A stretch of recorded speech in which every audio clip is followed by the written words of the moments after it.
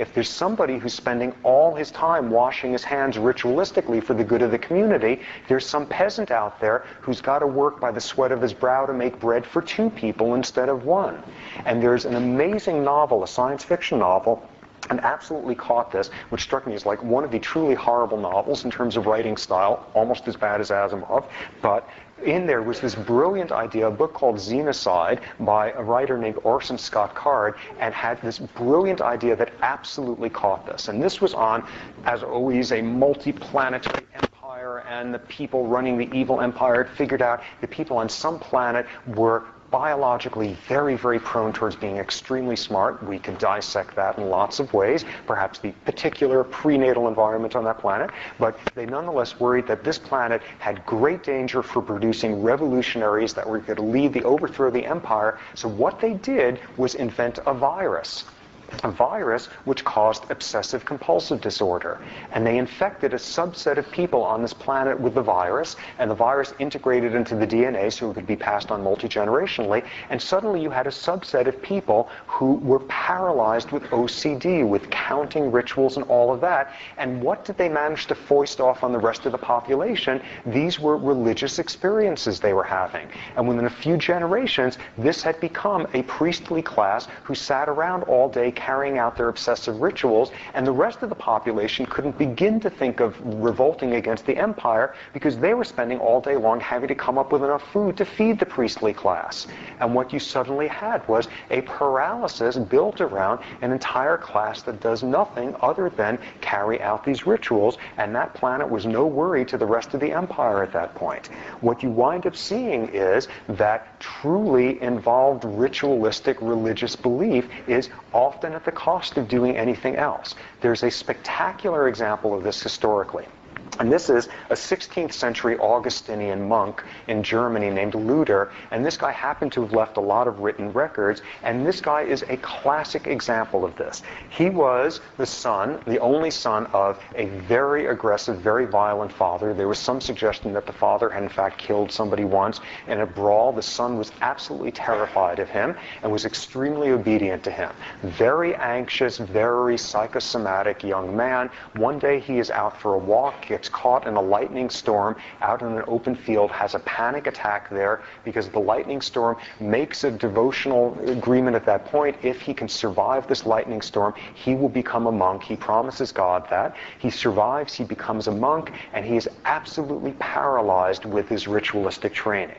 He leaves records about when he had his first Mass. He fainted beforehand. He was so nervous about doing it wrong. The Mass went on 3 times the length it was supposed to because he kept having to stop and start over again because he was sure he had done something wrong. He spent approximately 5 hours a day in confession with his priestly mentor there, his sort of advisor there, confessing to everything. This is a guy who lived in a monastery. He didn't have a chance to do anything sinful, but he'd be in there 5 hours a day. When I said this prayer, I wasn't mindful enough about it. I did it by rote. When I did this, I wasn't thinking enough about this. I'm pretty sure I didn't wash my hands enough before doing this prayer. I did this wrong. God is angry at me for doing this. I'm sure God is angry at me for doing this. And records his mentor, this elderly priest, eventually in exasperation said one of the most astonishingly modern, psychoanalytically insightful things imaginable. He said, "Enough already. God isn't angry with you. For some reason, you are very angry with God. God doesn't care about how many times you're washing your hands." And the most definitive thing about this young man, this young priest, was something he left in his records. He washed hours and hours a day. An exact quote from him, "The more I wash, the dirtier I get." And this is OCD. And why do we know so much about this man? Because we know him 500 years later, not by his Latin name of Luther. We know him by his more westernized name of Martin Luther. This was Martin Luther, the founder of Protestantism, and these were the transitional events in his life. And talk about somebody who takes his personal affliction and turns it into perhaps the most influential event of the last 1,000 years in Western European history. This is someone who turned it into the biggest display of failing to obey his father that anybody has seen in the history of Catholicism. And this was a person paralyzed by obsessive compulsive disorder. So what we get here at this point is the obvious question, who invented knocking on wood for good luck? Who's the Hindu who had some sort of obsession with the number 24, or the Jew with an obsession with the number 18? Who got this belief that God was completely obsessed with the numbers of bones in the body, and that's how many things you should do? What we have here is not only the recognition that if you are OCD, religion can provide a sanctuary. If you are OCD in the right setting, you can in fact make a living by being religiously ritualistic, but the recognition that probably people with strong obsessive compulsive tendencies had something to do with the invention of many of these rituals. I suspect historically that's where it has come from. So that brings up the issue that was brought up before. Why should these rituals be so similar? You look at the prohibitions, for example, in Judaism, more than 200 of these have to do with food preparation and cleansing. You see the sequence in any of these, and the top 4 in OCD are identical to the top 4 in all of these religions: cleansing of the body, food preparation, entering and leaving significant religious places, and numerology, numbers. Why should that be? Basically, 2 types of explanations. One is we may be seeing some sort of convergence. It's not by chance that people are highly ritualistically concerned with making sure their bodies are cleaned and that their food is correctly prepared, and I suspect that has part to do with it. But I suspect what we're also seeing, and with records of people like Martin Luther, what we're also seeing is because some of the people who invented some of these religious rituals had a background of OCD. Maybe not fully paralytic versions, but nonetheless, somebody spending 5 hours a day washing his hands and 5 hours a day confessing about how he didn't wash his hands enough, this does not seem to be a mild version. The more I wash, the dirtier I get. Okay, what I think you wind up seeing is that historically, all sorts of folks generating rituals. OCD is estimated to have an incidence anywhere from 1 to 10% in the population, depending on how you define it, the continuum. And what you have is, I suspect, in periods of religious crisis, cultural crisis, during a period of persecution, during a period where whatever is currently in shape is not working, the right person at the right moment comes forward and in effect says, this is how I have been privately honoring our Lord all these years, and I am offering it to all of you to see this is what I've been doing, and in the right place and time it catches on and it turns into the thing that is the ritual for the rest of the community within decades. Okay, so what I've been suggesting here, and what I also emphasize, is none of this is original with me except for the notion that the OCD has something to do with the invention of these rituals. These ideas go back decades, go back centuries, that there is a parallelism between the symptoms of what we call schizotypalism and the metamagical backbone of religious theology.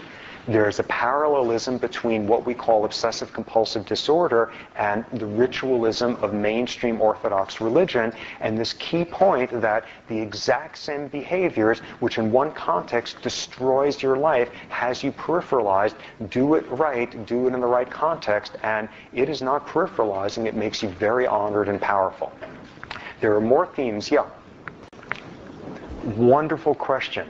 Would you expect to see different incidences of OCD-type traits in different cultures depending on how secular the society is, how ritualistic the religion is? You look at, for example, Catholicism or high Episcopalianism, highly ritualistic compared to Lutherans or Unitarians or Quakers at the other end. Would you expect to see different incidences? Absolutely. I don't know if anybody's studying that. That would be exactly a prediction you would expect. Okay, a related one, which taps into the lecture on Friday, would you expect to see differences in the incidence of depression depending on religiosity?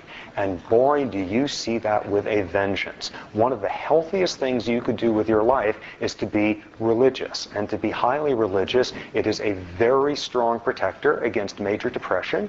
Religious belief extends your life expectancy, and that's after you control for it changes risk factors, you're less likely to drink to excess, all of that. What is the big issue in that field is, do the health benefits of religiosity merely come from the social community that you get typically by being religious? The question early in the lecture today, religiosity versus spirituality, that might be a realm to dissociate them. Spirituality, if it's a very personal one, you wouldn't get the the community, do you still get the health benefits? Nobody knows at this point, but those are studies that people are doing. But absolutely, one of the greatest things you can do out there to buffer yourself from depression is to be religiously believing. And walk through all the steps at the end of the lecture the other day, elements of control, predictability, explanation, outlet, and you will see exactly how religion taps into that. Okay, couple more threads here in terms of making sense of some of the covariance between biological phenomena and behavior that we can explain and patterns of religious belief. Back to something we talked about earlier in the course. Take a hungry pigeon and put it in a cage, and instead of the behaviorist circumstance where it has to press a lever umpteen times to get food, you randomly reward it. And what we discussed there was a pigeon has a strong psychic need to come up with an attribution. What did I do to cause this food to appear? And what we went through was the fact that if a pigeon is hungry enough and the reward is both big enough and random enough, the pigeon has a prepared learning state to make it think, whatever I just did is what caused that to occur. And then you suddenly have superstitious conditioning, the capacity to get pigeons doing the most outlandishly ritualistic things over and over and over in the belief that that's the cause of the food appearing. And what we heard was take a room full of hungry pigeons and randomly reward all of them with food at different points and come back a few days later, and every pigeon is going to be having its own private belief system built around, in order to get food, I have to do X. The enforcement of superstitious belief. And that is the term that is used in psychology. And as we often have here, is a question of, is this word a metaphor? Is this word an inappropriate metaphor? Or what is superstitious belief? And to go back to the question that came up here before, why do we have a societal need for shamans? Why do we have a societal need for much of this? Because we are trying to explain the unexplainable. We are trying to look for causal links of things that may or may not be associated. This is basically a way of describing superstition. How tight of a link do you need between cause and effect to believe that there has been cause and effect? And this is coming down to statistical relations. And if you allow yourself to believe that this prayer could be answered, but it wasn't this time because I wasn't concentrating enough, I need to do it a bit more fervently, all of that, you have a system that allows us very readily to see causal links that may not be there. Now, what is the next interesting neurobiological piece of this is that take animals, take rats, and damage their hippocampus. And what you get with hippocampal damage then is you have more trouble making causal sequential links in events. What you wind up seeing, and this next sentence is meant to be as provocative as it will sound, is when you have rats with hippocampal damage, they are more vulnerable to superstitious conditioning.